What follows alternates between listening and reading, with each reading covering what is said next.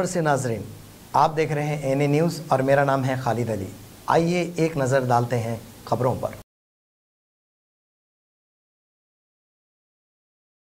మహబూబ్ నగర్ జిల్లా collector madam సంయుక్తంగా నిర్వహించిన సమావేశంలో రెవెన్యూ శాఖ, అటవీ మరియు పోలీసులు, చిరుతపులిని పట్టుకునేందుకు పోలీసులు, మున్సిపల్ మరియు అటవీ అధికారులు మరియు పౌరుల సహకారంతో గత రోజు సాయంత్రం 4 గంటల నుండి టీడీగుట్ట ప్రాంతంలో కార్డన్ మరియు సెర్చ్ ఆపరేషన్ నిర్వహించారు.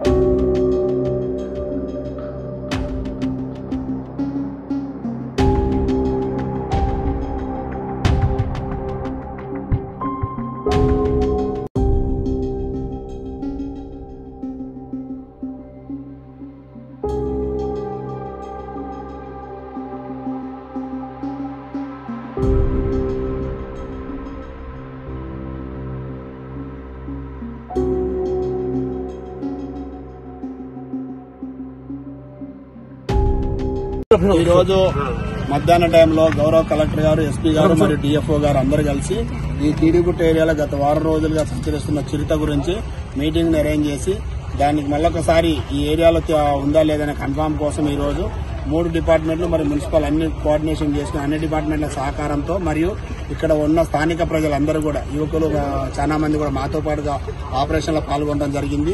ఈ రోజు మొత్తంగా ఇక్కడ ఈరన్నపేట నుంచి ఈ సైడ్ నుంచి గుట్టంతా చెక్ చేసుకుంటూ అటు సైడ్ ఉన్న తిరుమల దేవుని టెంపుల్ గుట్ట బ్యాక్ సైడ్ వరకు అవతల దిగడం జరిగింది. ఆ నుంచి మరియు డంపింగ్ యార్డ్లు అవన్నీ కూడా చుట్టుపక్కల ప్రదేశాలన్నీ కూడా పరిశీలించినాం.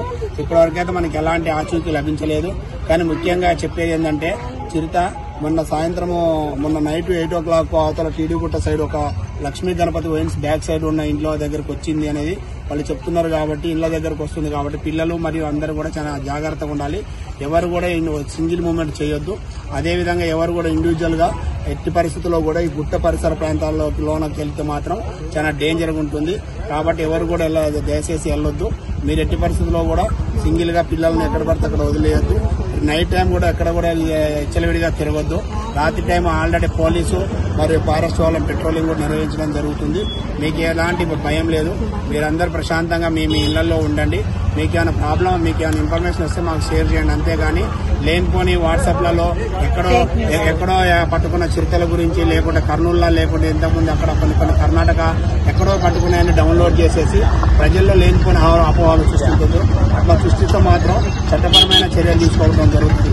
ఎందుకంటే ప్రజలను భయాందోళన గురి చేసే పని ఎవరు చేసినా అది ఇల్లీగల్ అవుతుంది. కాబట్టి దాని మీద చర్యలు తీసుకుంటాం. ఇక్కడ నుండి ఎవరైనా ఏదైనా ఉంటే పోలీసులం, ఫారెస్ట్ వాళ్ళం, మున్సిపల్ వాళ్ళం మరియు రెవెన్యూ అన్ని డిపార్ట్మెంట్లు కోఆర్డినేషన్ తోని ఇక్కడ ఒక ఆపరేషన్ చేయడం జరుగుతుంది. అందరం కూడా కోఆర్డినేషన్ తోని ఇక ముందు మన జనాలు ఇక్కడ ఈరన్నపేట యువకులను కూడా మా దాంట్లో ఒక వాట్సాప్ గ్రూప్ క్రియేట్ చేస్తున్నాం. అందులో ఏమైనా ఉంటే వాట్సాప్ లో పెట్టడం జరుగుతుంది. అంతేగాని లేనిపోని చేసి అనవసరమైన వీడియోలు చేసి. ये थे आज की खबरें और आप दीजिए खालिद अली को इजाजत और आप देखते रहिए एनए न्यूज़।